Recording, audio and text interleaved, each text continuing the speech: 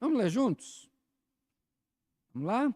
Paulo, apóstolo de Cristo Jesus, pelo mandato de Deus, nosso Salvador, e de Cristo Jesus, nossa esperança.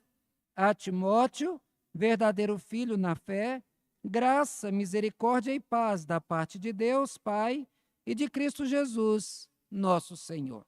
Vamos ter mais uma oração? Rodrigo, vem aqui, por favor, e ore. Rodrigo.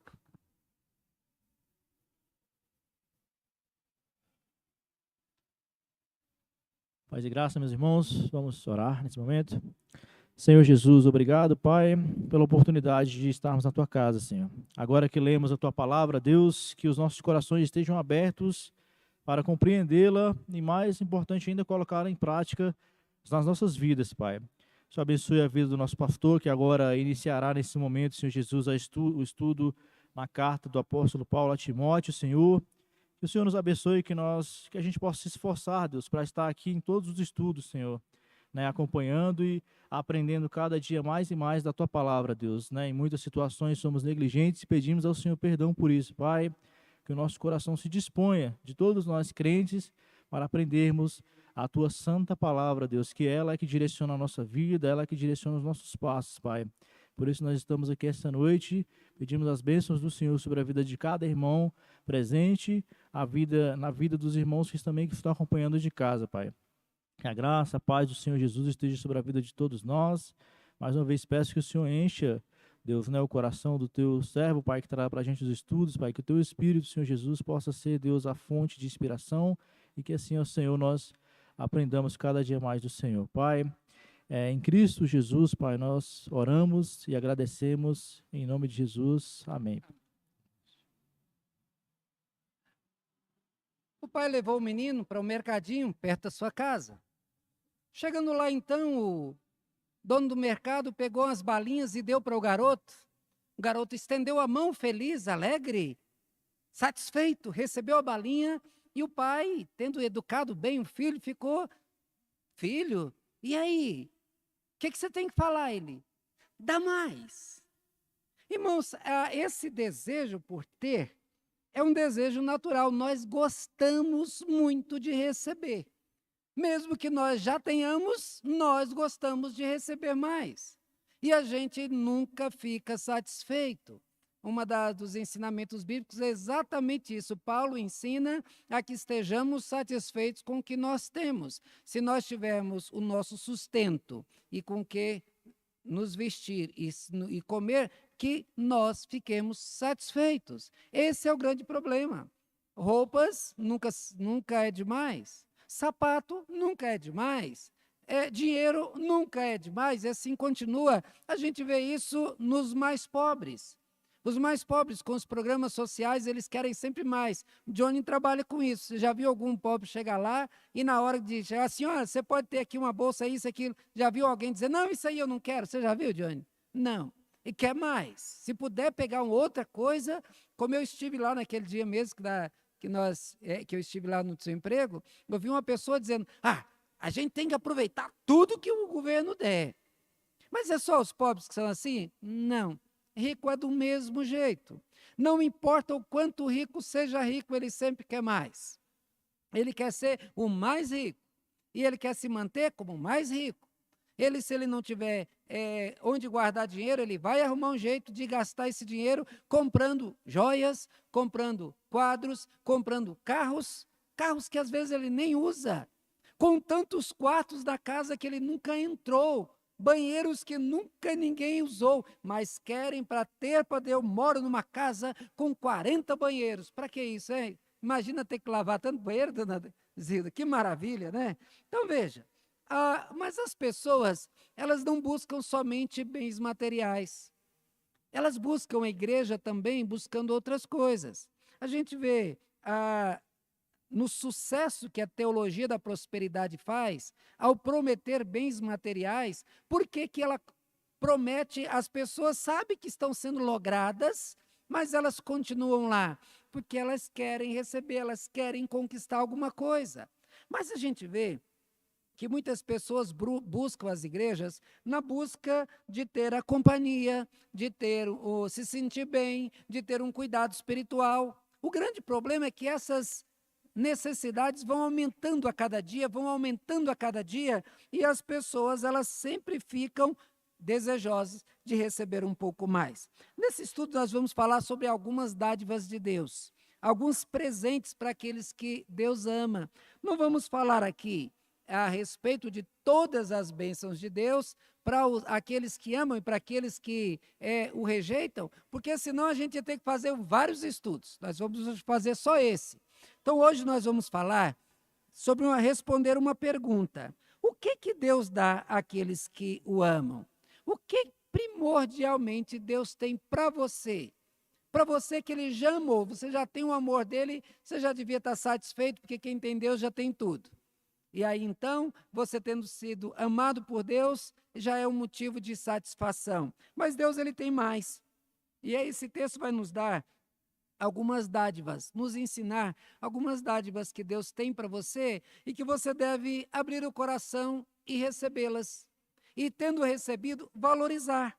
Veja, irmãos, que, em primeiro lugar, nós veremos que o que Deus está preocupado em dar àqueles que Ele elegeu, aqueles que Ele salvou, a maior preocupação de Deus para você é que você tenha dignidade, para que você tenha a sua autoestima elevada, para que você saiba que você tem valor, você tem um valor altíssimo, porque você pertence a Deus, é filho de Deus, você faz parte da família de Deus, você faz parte da igreja de Deus, veja, Deus, Ele quer que você tenha dignidade, e que não importa o que os outros digam, não importa o que os outros falem de você, você é gordo, você é magro, você é branco, você é preto, você é isso, não importa. Deus, Ele te dá a dignidade de ser para Ele. O restante é só o restante. Veja, ter o nome na lista dos convidados daquela festa, daquela pessoa importante, daquela família rica, é o alvo de muita gente. Ah, você recebeu o convite e ainda vai lá e posta para todo mundo ver, eu estou convidado, eu farei parte daquela festa. E aí fica todo animado, porque sabe que vai estar lá. Então, quando estiver na festa e postar as fotos dizendo, onde é que eu estou, eu fui convidado, então ele vai se sentir digno. Outros medem a dignidade da pessoa, a sua importância, através dos muitos comentários que fazem. Tal nome foi o mais comentado da internet essa semana. Essa pessoa é importante. Meu Deus, ninguém falou de mim? Ninguém comentou de mim? Então eu não valho nada? Eu não tenho valor? Por quê? Porque ninguém fala de mim. Mas aquele nome é importante.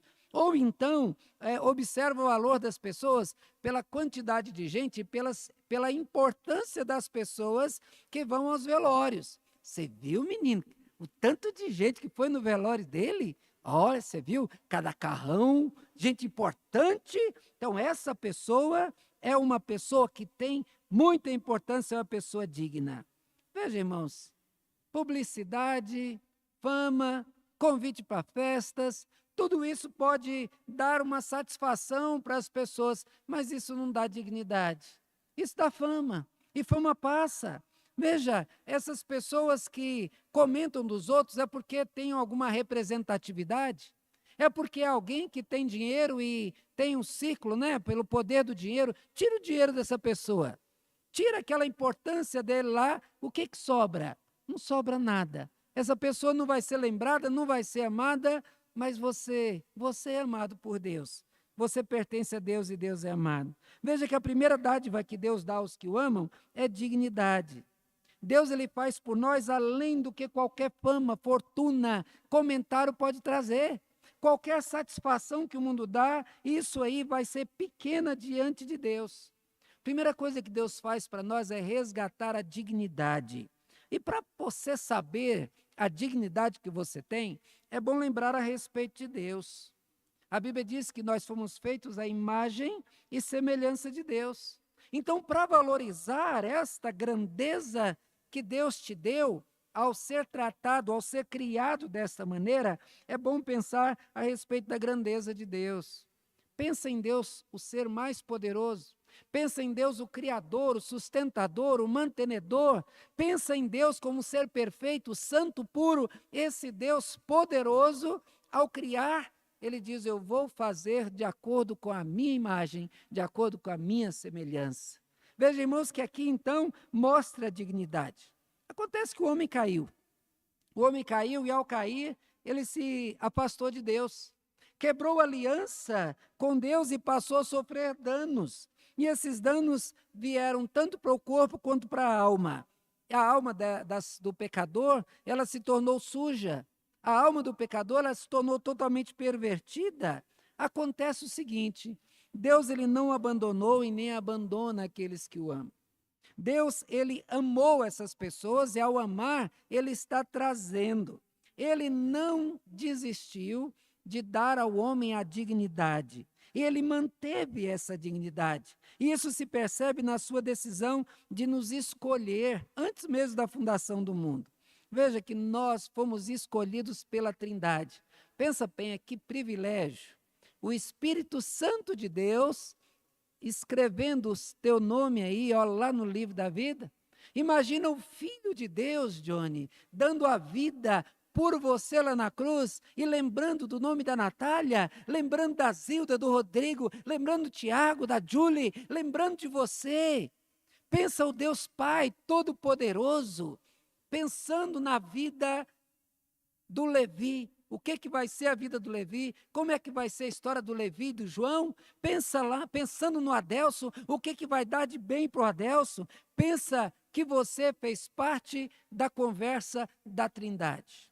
Quem falou de você não foram fofoqueiros da internet. Quem pensou a respeito de você não foram fofoqueiros, conversadores que não têm nada para fazer.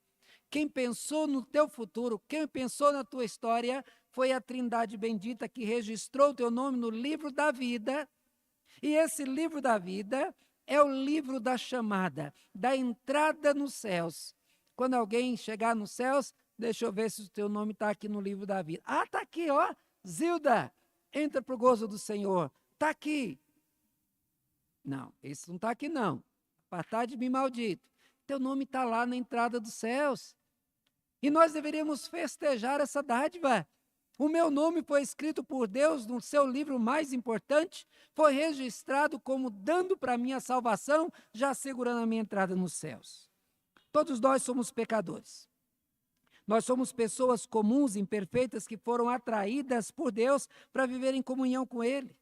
Na Bíblia nós temos o registro de Deus se relacionando com os patriarcas. E se você vai ver a história dos patriarcas, eles são pessoas falhas como nós. Abraão era um idólatra que construía deuses, ele era fabricante de deuses. Você vai ver a respeito de Abraão, ele mentiu. O seu filho também mentiu. E a Bíblia diz que os mentirosos não entrarão no reino de Deus. Aí você vê Jacó, tem um sonho, uma revelação de Deus, ele sonha com uma escada que liga ao céu, até quando ele acorda, depois de ter recebido as bênçãos de Deus, ele diz, olha Senhor, se o Senhor fizer isso, se o Senhor fizer aquilo, se o Senhor fizer aquilo, eu vou fazer da minha parte. Deus ele não estava interessado em negociar com Jacó, mas isso mostra como que o coração corrompido quer lidar com Deus, quer oferecer para Deus aquilo que já pertence a Deus. Paulo sempre que fala do seu apostolado, ele expressa a sua gratidão pela dignidade conferida a ele, pela escolha. Eu fui escolhido por Deus. Ele afirma que era apóstolo enviado de Deus, não da parte de homens. Não foram homens que escolheram. Hoje, meus irmãos, é impossível que alguém se torne um apóstolo. Esses que estão por aí são todos falsos. Porque o que a Bíblia diz que são eram os requisitos para alguém substituir a Judas, depois disso, só o próprio Cristo que vai lá e chama Paulo para ocupar o seu lugar, a gente vê que nenhum homem pode cumprir aqueles requisitos. Então, os que estão aí, segundo a palavra de Deus, não são verdadeiros. Então, ser apóstolo de Cristo é algo que dá extrema dignidade. Você não é apóstolo como os 12, mas você foi enviado por Deus. Jesus Cristo disse para todos aqueles que o viram subir, ide e pregai o evangelho. Ele dá o seu poder àqueles que vão em seu nome. Ele dá a dignidade de representá-lo. Ele dá a alegria de poder estar representando o próprio Deus, e onde tiver um crente, ali está um cristão, e o cristão representa Cristo. Isto é dignidade. No processo da nossa salvação, todos os atos são feitos por Deus. A regeneração, a santificação, a justificação, o perdão, a fé que nós recebemos, e cada ato, processo, tem Deus como executor primário e o único. Nós, passivos, recebemos a sua graça. E nós recebemos a fé que Ele nos dá para nós, recebemos tudo isso. Então, nós não podemos menosprezar esta grande dádiva de Deus, da dignidade. Quando alguém dizer, você não vale nada, você é um pobre, ou você é velho, ou você é novo, ou você é aquilo, você diga, olha, o que você acha de mim não vai fazer diferença para a minha história, porque eu sei que eu valho para Deus. Eu sei o valor que eu tenho para o Deus Todo-Poderoso, e se Ele me deu valor, quem é que pode tirar esse valor de mim? Então, nós vimos aqui Paulo dizer, eu sou o apóstolo da parte do Pai e da parte do Filho. Eu sou apóstolo não da parte de homens, mas eu tenho a dignidade de ser alguém que foi chamado por Deus. Mas a segunda bênção que o texto nos coloca aqui, que Deus dá para aqueles que o amam, Deus ele dá uma família especial. Veja que Paulo diz aqui a Timóteo, verdadeiro filho na fé. Você já teve a experiência de ir num orfanato? Olha, gente, dá um dó. Eu não gosto de criança, vocês sabem, né? Então você vai ali no orfanato, dá vontade de encher os braços de menino e levar para casa. Ele chega aquele olhinho assim, pidão, ele se encosta na gente, abraçando a gente, olha para a gente com aquela cara de apaixonado, de pidão assim, dizendo, me dá um abraço. Eles querem um carinho, eles querem atenção, aquela carência toda deles mostram que o maior desejo deles é ter família, é ter um pai, ter uma mãe, ter um irmão. Olha, eu creio que nenhum de nós saiba valorizar a família. Você sabe, você valoriza a tua família? Você pode dizer assim, eu valorizo. Mas por que então que na hora que a gente passa um aperto, que alguém quase morre, um acidente, uma coisa assim, a pessoa escapa, mas eu não vou perder mais tempo, eu vou cuidar da família, eu vou viver mais próximo dos meus parentes, eu vou aproveitar mais o meu tempo. Ué, não aproveitou até hoje? Mas por que a gente faz? A gente gasta tempo com coisas inúteis. A gente gasta tempo falando com gente que nunca vai se lembrar da gente, e gasta um tempão. E com os filhos não se conversa. Com a esposa não se conversa. Não dá atenção àqueles que deveriam dar. No entanto, para os de fora, para aquelas pessoas que nem se lembrarão de você, você dá aquele valor, você gasta tempo, e com teu pai e tua mãe, você não gasta. Daqui a pouco eles vão embora e dizem, eu nem aproveitei a presença deles. Veja, família é bom, bom demais, mas também dá um trabalho danado. Família faz a gente chorar, faz a gente sofrer, família gasta o dinheiro da gente, família dá despesa, mas o que seria de nós sem a família? Eu carrego um anelzinho aqui no dedo, que tem um brasão da família Matos.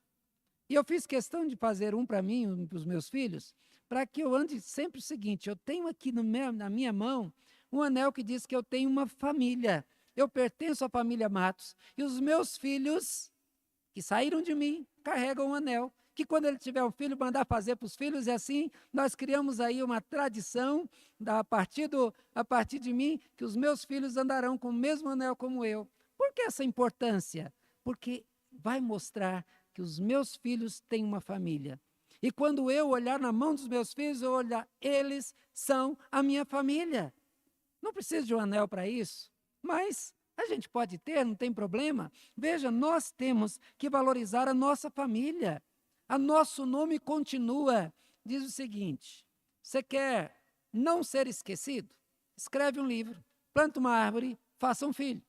Porque enquanto alguém ler o livro, vai lembrar que aquele livro teve um autor. Enquanto tiver aquela árvore frondosa com a sombra, foi o João que plantou essa árvore. Ou então, quando alguém olhar para o filho dos meninos, você está a cara de seu pai. Então, vai lembrar. Mas a família faz isso. ela faz com que o nosso nome continue. Daqui a pouco vem os netos, depois os bisnetos, os trinetos, e aí para frente, e eles vão sempre trazer, você é um trineto de tal pessoa, olha a história aí. Uma das grandes dádivas de Deus, para quem o ama, é dar família. A família é o maior projeto de Deus para a humanidade. Uma sociedade forte é uma sociedade formada por famílias dignas, que andam de acordo com a vontade de Deus. Onde homens sabem que são os provedores, que sabem que são os protetores da casa. Que mulheres andam na mesma missão do marido e não criando confusão, andando na mesma direção e junto com o marido educando os filhos. Que os filhos sabem que devem honrar os seus pais, que dão a dignidade aos seus pais como seus progenitores, e essa família, então, fortalece a sociedade. É por isso que a gente vê o grande empenho do inimigo de destruir família, porque ele sabe que destruindo a família vai ficar mais fácil dele fazer mal para a sociedade. Quando o faraó resolveu destruir os filhos de Israel, a primeira coisa que ele fez foi chamar as parteiras e dizer o seguinte, quando nascer um menino e você vendo que é homem, você afoga essa criança, mata ela para que essa criança não viva.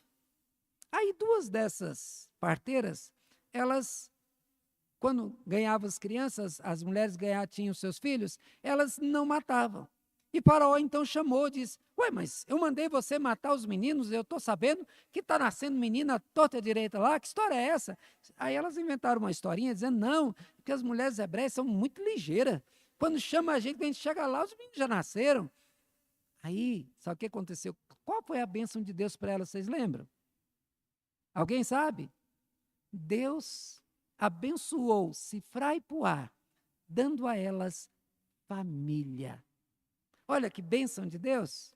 Deus deu a essas 2 mulheres, por não terem aceito a ordem de matar as crianças hebreias, Deus deu para elas família.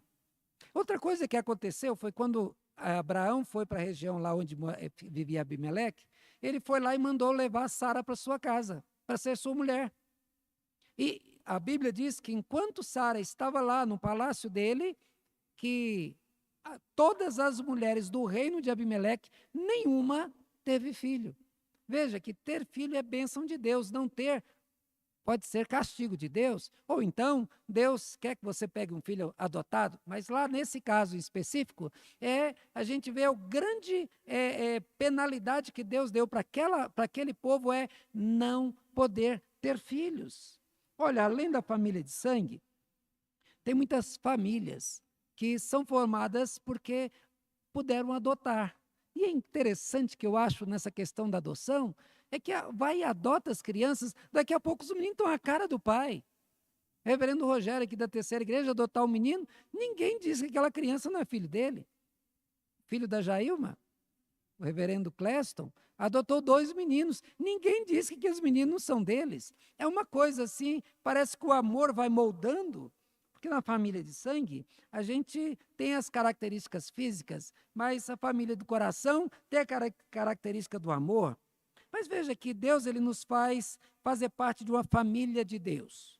Nós somos recebidos como membros de uma igreja. E a igreja para nós é uma família, tanto é que nós nos chamamos de irmãos. Nós recebemos o amor de Deus para receber os outros como irmãos, e Deus dá amor aos outros para que eles também nos recebam como irmãos. Todos nós somos falhos.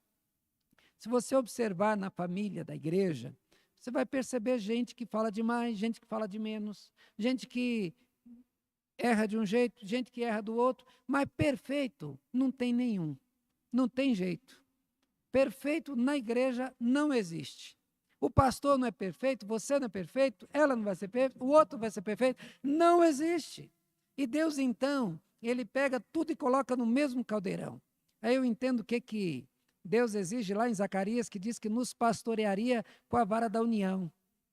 Ele pega pessoas diferentes e coloca para conviver um com o outro, e ele vai nos pastorear, nos obrigando a viver como família.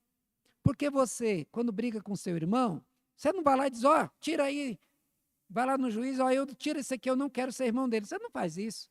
Mas na igreja, a gente quer abandonar a igreja porque brigou com o irmão? Não. Nós temos que aprender a perdoar, usar a paciência, os dons do Espírito, para poder conviver. Veja que assim como nós, perdidos, filhos da ira de Deus, nós fomos recebidos por misericórdia divina. O Espírito Santo vivificou a nós como vai vivificar mais gente diferente. Irmãos, é um prazer poder acompanhar o crescimento espiritual de um irmão totalmente perdido. Talvez você não queira ter o trabalho desta companhia. Vamos imaginar aqui, uma pessoa que tenha vivido boa parte da vida dela como homossexual, um travesti lá na rua. De repente ele se converte, abandona a sua homossexualidade e agora então ele vai viver como servo de Deus.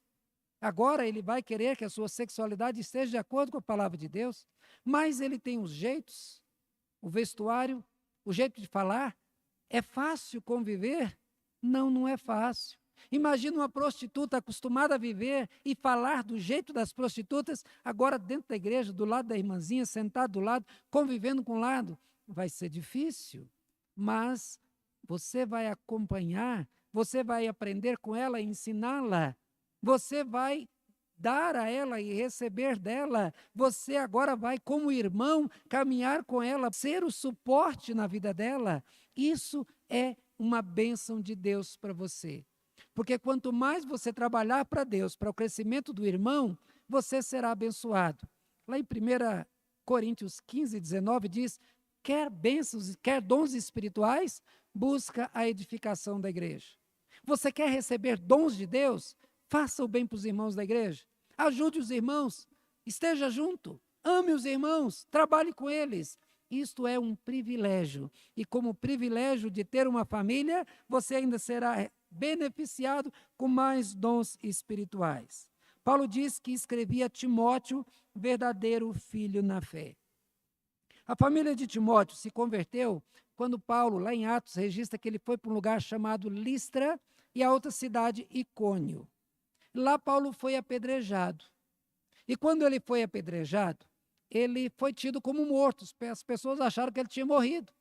Mas aí, então, em vez de ficar lá e fugir da cidade, quando ele acordou, ele se levantou e entrou na cidade de novo, todo sujo de sangue, e foi pregar de novo. E as pessoas ficaram amedrontadas e não apedrejaram ele de novo. Podiam ter feito isso, né? Mas não fizeram. Talvez aí, com esse espanto todo, possa ter sido a causa da conversão da mãe e da avó de Timóteo. Elas se converteram. O pai de Timóteo era grego, e como grego, ele era adorador dos deuses pagãos. Poderia ter encaminhado o filho nesse caminho, mas a avó e a mãe de Timóteo, Eunice e Lloyd, elas ensinaram a Timóteo a amar a Deus com tanta intensidade que ele se tornou um pregador. Quando Paulo voltou para aquela região, passando por ali, ele conheceu a Timóteo. Ficou sabendo da história desse jovem que havia se convertido, que estava dando bom exemplo diante de todos. E ele então resolve levá-lo para ser um aprendiz, para ensinar a ele a ser um pastor, e assim ele acompanhou. Veja que nessa caminhada, eles estreitaram tantos laços que Paulo se tornou para Timóteo um pai. E Timóteo se tornou para Paulo um filho na fé. Irmãos, é tão bom. Eu, como pastor, prego em várias igrejas e várias pessoas se convertem, eu dou graças a Deus por isso. E quando eu encontro alguém que se converteu naquele dia que eu preguei, e a pessoa diz, pastor, eu estou fiel, estou firme na igreja, é uma maravilha. Me lembro quando eu ainda estava no seminário, eu cuidava de uma congregação aqui, na 19 da expansão do Setoró, e aí então, um jovem lá começou a beber e se afastou da igreja, estava frio na fé. E aí eu disse, eu vou lá. O pessoal disse, uma hora dessa, você vai sair do seminário às 10 horas da noite, você vai para a expansão do Setoró de ônibus, uma hora dessa. Eu disse, é a única hora que eu posso achá-lo em casa. E eu vou lá. Saí do seminário e fui direto para a expansão do Setoró, eu morava na QNL. E ao chegando lá, chamei ele, já estava meio bêbado, e eu me sentei com ele, orei com ele, conversei com ele, chorei com ele, e o Júnior está lá até hoje na igreja. Marido da Wagner, algumas pessoas conhecem. E nunca mais voltou à bebida depois desse dia. E eu carrego a alegria de ter sacrificado do meu tempo, de ter ido lá, correndo risco, que a expansão, se hoje ainda é perigosa, naquela época era bem mais. Mas eu carrego a alegria de ver um filho na fé, até hoje, permanecer firme no Senhor. Meus irmãos, isso é um privilégio.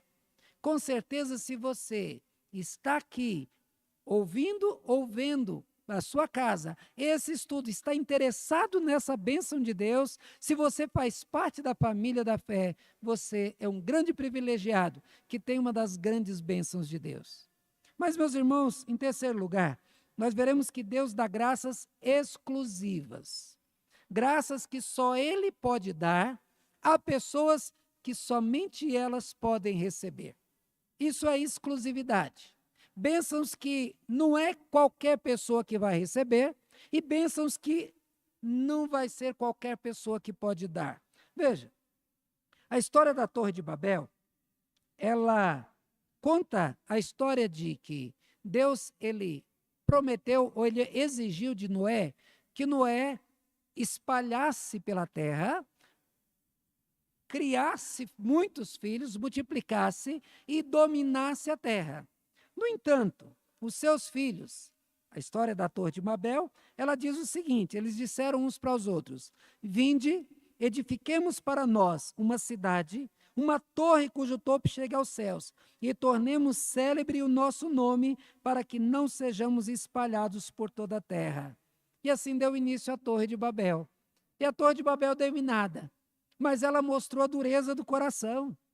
A busca humana é por segurança, por bens terrenos.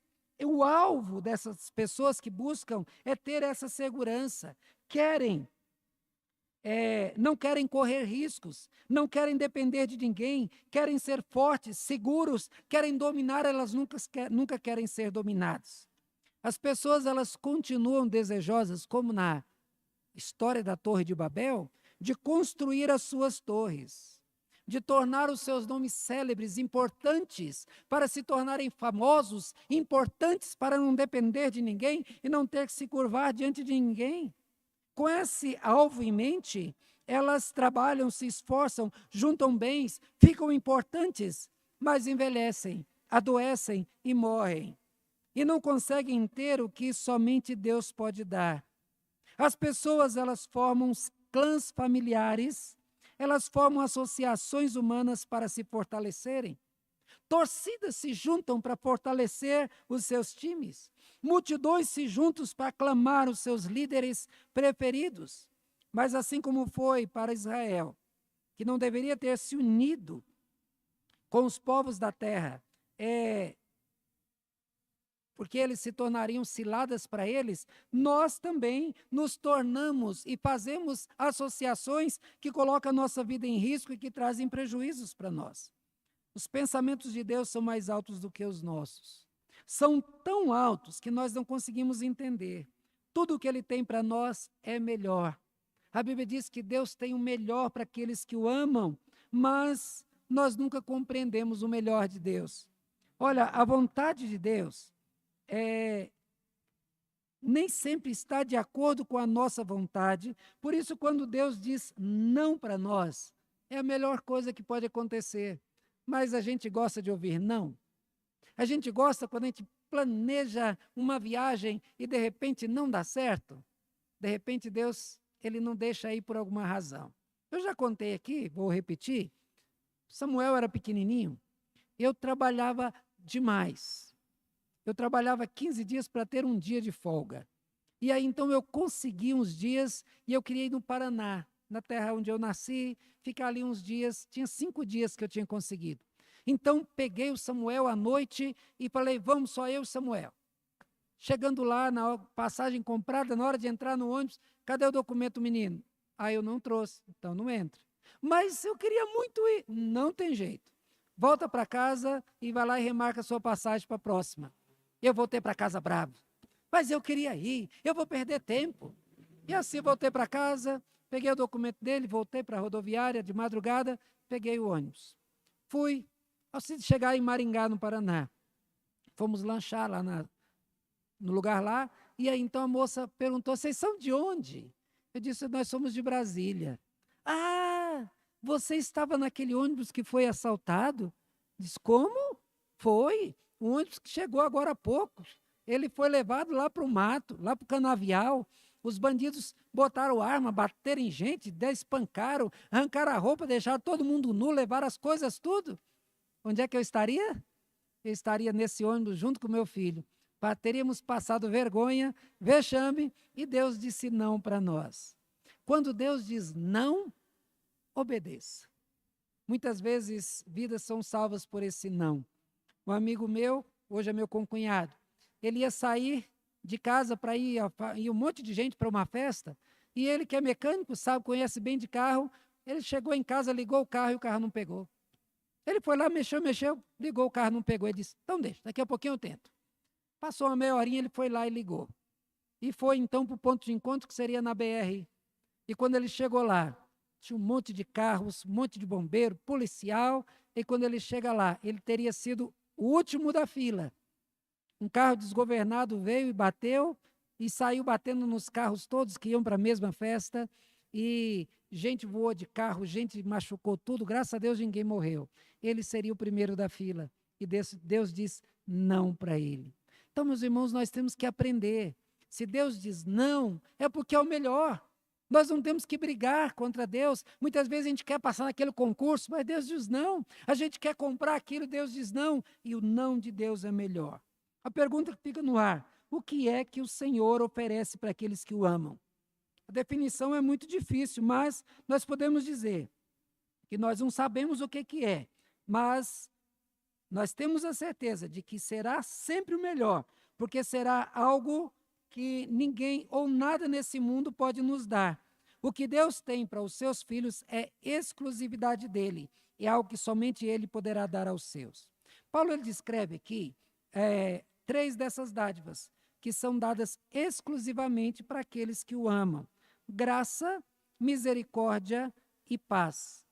Olha, estas 3 dádivas não podem ser compartilhadas com o mundo.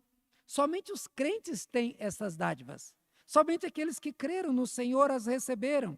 E somente Deus pode dar para os crentes. Ninguém mais pode dar isso para ninguém, a não ser o próprio Deus.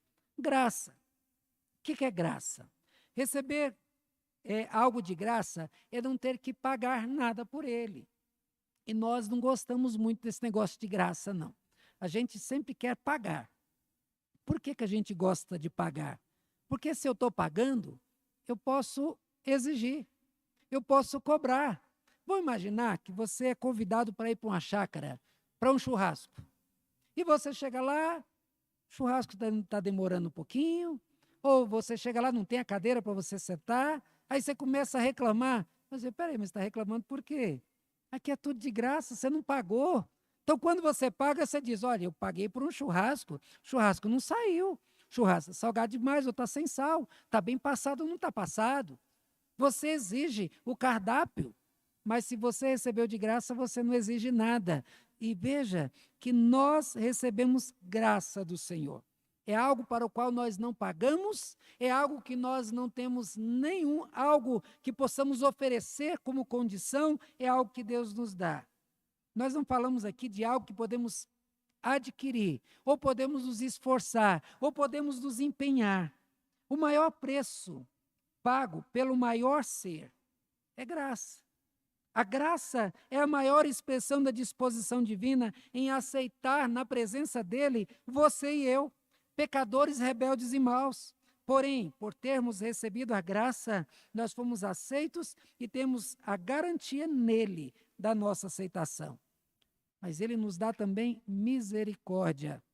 Misericórdia é receber de Deus aquilo que nós não merecíamos. A justiça é dar aquilo que nós merecemos. Nós fizemos algo de errado, nós merecemos o castigo e a morte. Mas, merecendo a morte e o castigo, Deus não nos dá a morte e o castigo, mas Ele nos dá o seu amor. Isso é misericórdia. A graça divina está ligada à salvação do pecador. Porém, a graça divina precisa de outro elemento importantíssimo, a misericórdia. A sua misericórdia fez com que ele não nos desse o castigo de morte que merecíamos e fez nos dar a salvação que nós não merecíamos. Quando afirmamos que fomos salvos por misericórdia, queremos que fique claro que não há e nunca houve em nenhum homem nenhuma boa qualidade e nenhuma capacidade que poderia levar Deus a salvá-lo. E o próprio Deus viesse na sua direção e se oferecesse por amor. Mas há algo mais, que é uma graça que Deus dá aos crentes, por isso, graças exclusivas, é paz. A paz dada por Deus é consequência das outras duas anteriores. Nós não precisamos ter medo de Deus. Nós não vamos receber o castigo de Deus que merecíamos, porque Cristo deu a sua vida por nós. Por isso que Paulo diz no capítulo 5 de Romanos, no capítulo 1, justificados, pois, mediante a fé, nós temos paz com Deus. Quando você recebe pela fé a justiça de Cristo que foi imputada a você, o resultado disso é paz com Deus. Veja que nós temos um coração corrompido e infiel. Constantemente nós falhamos. Nós não somos capazes de cumprir nem mesmo a nossa própria palavra. Isso poderia gerar em nós uma incerteza ou a certeza do castigo. Porém, não é isso que nós sentimos. Sentimos paz. Temos a certeza de que Deus não está irado contra nós. Temos a certeza de que nada neste mundo, ou do mundo espiritual, poderá retirar de nós a salvação que o próprio Deus nos deu. Ele deu de graça, nos aceitou por misericórdia. Isso nos faz viver em paz com Deus e esperar pelo dia em que Jesus Cristo vai voltar dos céus para nos receber, para estender as mãos dizendo: vinde, benditos do meu Pai. E assim nós entraremos na glória celeste. Nem graça, nem misericórdia, e muito menos a paz, seria possível ser dada pelo mundo. O mundo não pode dar o que não possui. Essas dádivas só são compartilhadas pelos filhos de Deus. O mundo não a conhece e não a entende. É um mistério para eles, mas para nós é uma realidade que é compreendida pelo agir do próprio Espírito Santo de Deus por nós. Paulo diz que essas dádivas são provindas da parte de Deus Pai e de Cristo Jesus, o nosso Senhor. A própria Trindade bendita vela pelos filhos de Deus. A Bíblia registra Deus lutando por Israel, Deus garantindo a proteção e vitórias. No Egito, Deus agiu, protegendo o seu povo lá no dia da morte dos primogênitos. Mostra as 10 pragas que foram dadas para libertar o povo. Mostra a coluna de fogo que ficou entre o exército de Faraó e o povo de Deus. O mar se abrindo, todas as bênçãos. Isto mostra o agir de Deus. Os outros não têm a proteção, nós temos. Nós temos a paz, a segurança. Deus, ele sustentou o seu povo e continua sustentando. E ele nos dá a sua companhia diária. Essas bênçãos que o mundo não pode dar a nenhum de nós e a ninguém, nem aqueles que esperam as migalhas do que ele tem para oferecer, elas nos são providas da parte de Deus Pai e de Cristo nosso Senhor.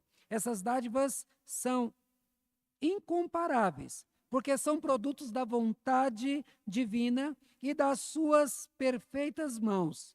Não pode haver nelas nada de ruim, nada de imperfeito. Elas são perfeitas porque foram planejadas pela mente perfeita de Deus e foram executadas por Ele mesmo, com as suas mãos poderosas. Meus irmãos, esse primeiro estudo, ele tratou a respeito o que Deus tem dado para aqueles que o amam. Ele nos tem dado dignidade, essas maravilhosas bênçãos de Deus. Amém?